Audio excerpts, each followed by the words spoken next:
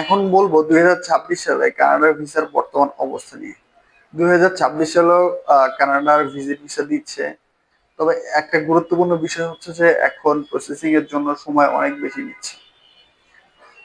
অনলাইনে 30 দিন দেওয়া থাকলেও ক্ষেত্র বিশেষে 60 থেকে 90 দিন পর্যন্ত ভিজিট ভিসার প্রসেসের জন্য তারা সময় নিচ্ছে। এখন বিষয় হলো কেন নিচ্ছে। অনেক সময় তারা এক্সট্রা ডকুমেন্ট রিকোয়ার করতেছে এবং সেই ডকুমেন্টগুলো পর্যালোচনা করার জন্য তারা এক্সট্রা সময় নিচ্ছে। এছাড়া যদি কোনো স্পেশাল সিকিউরিটি চেক থাকে সেক্ষেত্রেও তারা এক্সট্রা সময় নিয়ে থাকে। এই হচ্ছে বর্তমান অবস্থা। কিন্তু একটা কথা বিশেষ করে বলতে চাই যে ভিসা একদমই হচ্ছে না বা ভিসা কানাডা এম্বাসি দিচ্ছে না এমন কোনো বিষয় না। কানাডা ভিসা দিচ্ছে, তবে সেটা আপনার ফাইল পর্যালোচনা করেই তারা আপনাকে ভিসা প্রোভাইড করতেছে। এখন কথা বলবো কানাডা ভিজিট ভিসার ফি এবং পেমেন্ট নিয়ে।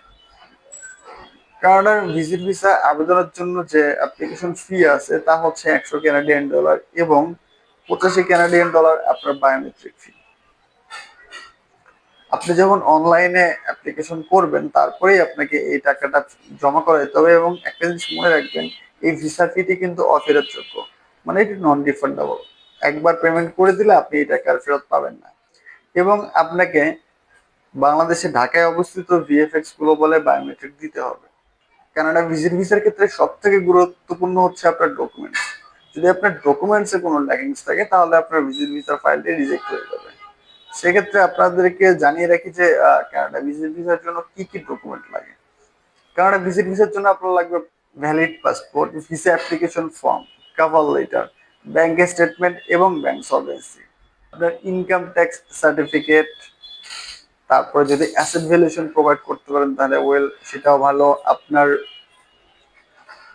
যদি চাকরি হয় সেক্ষেত্রে এনওসি এবং চাকরি রিলেটেড যে সকল ডকুমেন্ট প্রয়োজন হয় সেগুলো। আপনার যদি ব্যবসা হয় তাহলে ট্রেড লাইসেন্স এবং ব্যবসায়িক রিলেটেড যে সকল ডকুমেন্টস প্রয়োজন হয় সেই সকল ডকুমেন্টস। এবং যদি আপনার কোনো ফ্যামিলি মেম্বার কানাডায় থাকে সেক্ষেত্রে আপনার invitation letter must be provide করতে হয়। সব থেকে গুরুত্বপূর্ণ বিষয় হলো যে আপনাকে প্রমাণ করতে হবে যে আবার আপনি কানাডায় গিয়ে আবার বাংলাদেশে ব্যাক করবেন এবং বাংলাদেশে আপনার খুব সুন্দর ফ্যামিলি টাইজ আছে, সেটা হোক চাকরি, হোক পরিবার বা আপনার সম্পত্তি, যে কোনো বিষয় নিয়ে আপনাকে দেখাইতে হবে যে বাংলাদেশে আপনার ওয়েল টাইজ আছে, আপনি বাংলাদেশে আবার ব্যাক করবেন। এটা হলো সব থেকে গুরুত্বপূর্ণ বিষয়। এখন বলবো আপনি কানাডায় যদি ভিজিট ভিসা পেয়ে যান তাহলে ভিজিট ভিসা পাওয়ার পরে আপনি কানাডায় কতদিন থাকতে পারবেন। সেক্ষেত্রে একটা জিনিস মনে রাখবেন, আপনার পাসপোর্টের মেয়াদ যতদিন আপনার কানাডায় ভিজিট ভিসার মেয়াদটাও কিন্তু ঠিক ততদিন।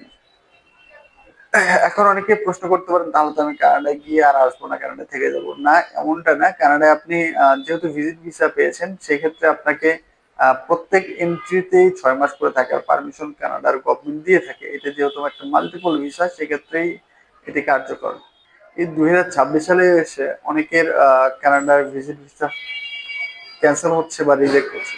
এই রিজেকশনের মূল কারণটা হচ্ছে আপনার দুর্বল ব্যাংক স্টেটমেন্ট, পরিষ্কার ট্রাভেল প্ল্যান শো না করা, বা আপনার বাংলাদেশের সাথে ফ্যামিলি টাইজ ঠিকঠাক ভাবে উপস্থাপন করতে না পারা বা শক্তভাবে প্রমাণ করতে না পারা। আর অন্যতম কারণ হচ্ছে যে পূর্বে যদি আপনার কোনো কানাডা ফাইল সাবমিশন করে থাকেন এবং সেটি রিজেক্ট হয়েছে, সেই রিজেকশনের কারণটিকে সঠিকভাবে উপস্থাপন না করা, এই সকল ছোট ছোট কারণে আপনার ভিসা ফাইলটি রিজেক্ট হওয়ার সম্ভাবনা থেকে যায়। আপনি যদি চান কানাডার ভিজিট ভিসা ফাইল প্রফেশনালি প্রস্তুত করতে তাহলে আজই যোগাযোগ করুন ট্রাভেল প্লাসের সাথে। আর যদি ভিডিওটা আপনার ভালো লেগে থাকে তাহলে ভিডিওতে একটি লাইক দিন। যদি কোনো প্রশ্ন বা মতামত থাকে তাহলে কমেন্ট বক্সে কমেন্ট করুন এবং এমনই ইনফরমেটিভ ভিডিও প্রতিদিন পেতে আমাদের চ্যানেলটিকে সাবস্ক্রাইব করুন। ধন্যবাদ।